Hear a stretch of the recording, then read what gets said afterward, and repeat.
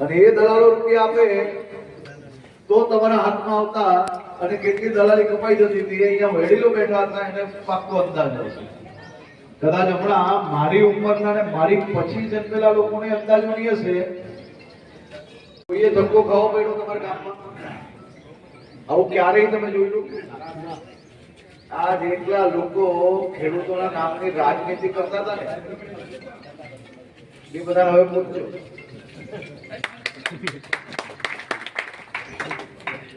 એમના રાજમાં આપણા ખેડૂત ભાઈઓએ ખાલી ધક્કા જ ખાવા પડતા હતા. કારણ કે તમને કદાચ ખબર નહીં હશે કે હમણાં છેલ્લું પેકેજ જાહેર કર્યું ને આપણું બનાસકાંઠા પછીનું, એમાં 8,000 કરોડ રૂપિયા ચૂકવાઈ ગયા.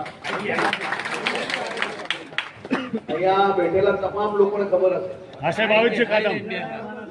કેટલા આવ્યા.